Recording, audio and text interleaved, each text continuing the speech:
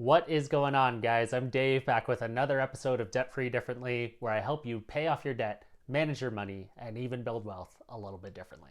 Today, we're talking about different ways that you can save money on everyday expenses, lower bills await, so let's get right into it.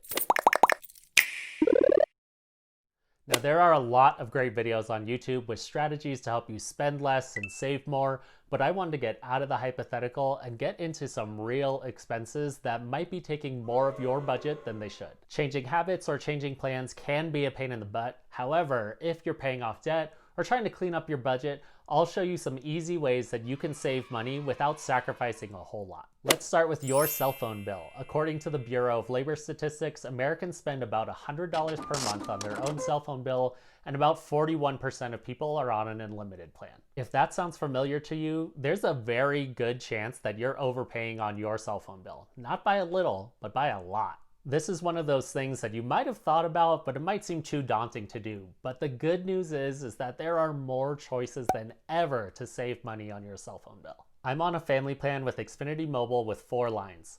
Depending on how much data we use, we only pay about $30 to $60 per month for all 4 lines. That's less than the typical American spends on 1 line. Carriers like Xfinity Mobile, Mint, Straight Talk, Metro by T-Mobile, Invisible, they're all MVNOs. These guys all use the same towers as other major carriers, and their plans are oftentimes a lot cheaper, usually running around $45 for an unlimited plan. Depending on where you live and the provider, sometimes your data speeds might be a little bit slower than your typical AT&T, Verizon, or T-Mobile customer because they get prioritized.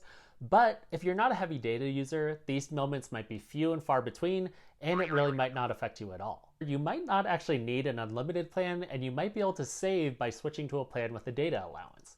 For example, our plan gives us 10 gigabytes across 4 lines. My wife and I use the bulk of the data, and my brother and sister-in-law send us a check for about $6 per month for whatever they end up using. Also, if you have a family and you're not on a family plan for some reason, you're probably missing out on a bunch of easy ways that you could save money. So if you're one of those people with a cell phone bill that's around $100 per month, just by switching to a different carrier with, let's say, an unlimited plan for $45 per month, you could be saving over $50 per month. That's $600 per year. That pays off a cell phone, makes a huge dent in a credit card, and it just helps you sleep better at night. Next up is your cable bill. Real talk, guys. If you are trying to get out of debt or clean up your budget, and you're not willing to sacrifice cable TV, even temporarily for some period of time, you have to ask yourself how serious you are about this. The average cable bill in the United States is over $200 per month. That's more than the average household spends on all other utilities combined.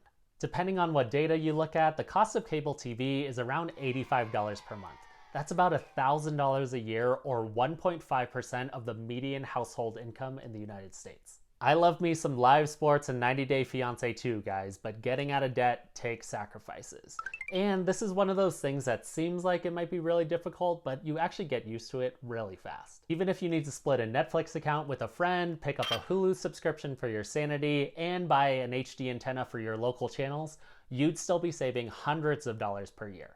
Also, a lot of people have faster internet plans than they actually need. One day we will all need the best of the best and gig speed internet, but that is not the case for the vast majority of people. In our house, we have the middle Xfinity plan, so it's around 200 megabits per second.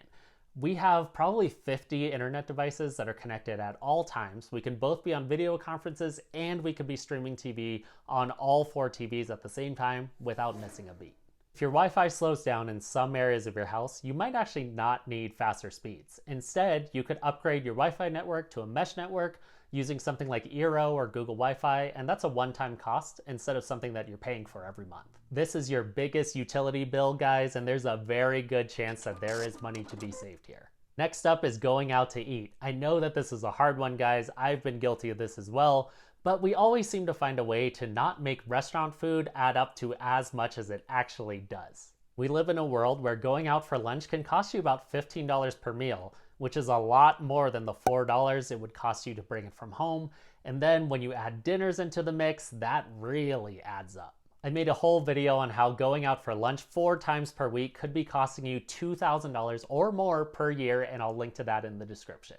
Especially if you throw dinners into the mix, eating more at home could save you $3,000, $4,000, even $5,000 per year or more, and that could help you pay off debt or save for something really, really fast. Meals at home may not be glamorous, but think of how fast you could knock out a credit card, a student loan, or save for a car with thousands of dollars per year.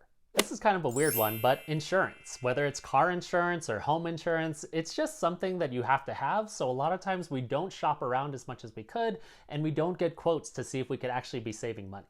I'm guilty of this too. I literally hadn't asked about this for a decade, but one day I asked our insurance agent to look into different providers and programs that might be available for our cars, our home, and our rental property.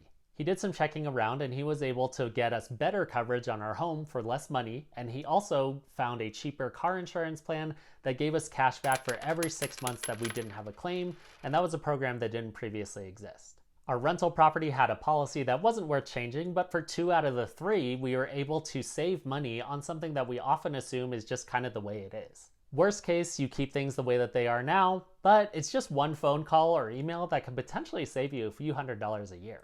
Those are just a few different ways that you can save hundreds, if not thousands, on your everyday expenses. I hope this video gave you some ideas of things to check out, or just kind of got your mind moving and got you thinking about ways that you can lower some costs and free up some cash. Lowering your costs is the easiest way to give yourself a raise. Even if you have to give something up or give up a little bit of convenience, I know you can do it. If you like this video or learned something new, please give it a thumbs up, share it with a friend, or subscribe to my channel. Better yet, do all 3. Make it your good deed for the day. Thanks so much for watching, and I'll catch you on the next episode of Debt Free Differently.